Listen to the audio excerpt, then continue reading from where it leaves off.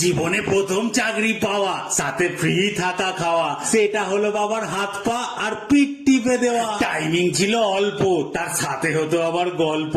দিনের দিনই পেমেন্ট পেতাম, সেটা যতই হোক স্বল্প। ছিল কোম্পানি ভালো, এত এক্সপিরিয়েন্স ছাড়াই লোক নিত, মাঝে মাঝে কোনো কারণ ছাড়াই হঠাৎ বোনাস দিত। পিঠের ওপর দাঁড়িয়ে পিঠ দিতে হতো মারিয়ে, গা ব্যথা আর মন ব্যথা একসঙ্গেই দিতাম তাড়িয়ে। সেফটি রুলস ছিল সাথে, সেটা থাকতো বাবার হাতে, এরম করে হাতটা রাখতো আমি পড়ে না যাই যাতে। প্রেশার ছিল না কোনো, একদম বাপের কোম্পানি যেন।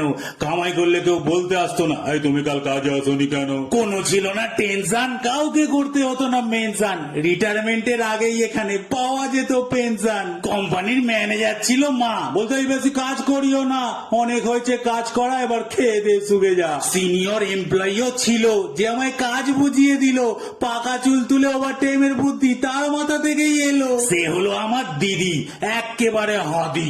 মাইনে তার থেকে আমি বেশি নিতাম, কারণ আমি যে ছিলাম জেদি। বছরে ট্রিপ দিত আবার কমসে কম দুবার, তাও শুধু আমার নয়, ফ্যামিলি শুধু সবার। চাকরিটা করার ছিল আরো, কি জানি কবে হয়ে গেলাম বড়। এরাম চাকরি কি ছাড়তে বলো, ইচ্ছে হয় গো কারো। বুঝছি বড় হওয়ার জ্বালা, তবে সেই কোম্পানিতে পড়েনি তালা। সেই কোম্পানির সিইও এখন আমি, নতুনকে আমার চাকরি দেওয়ার পালা।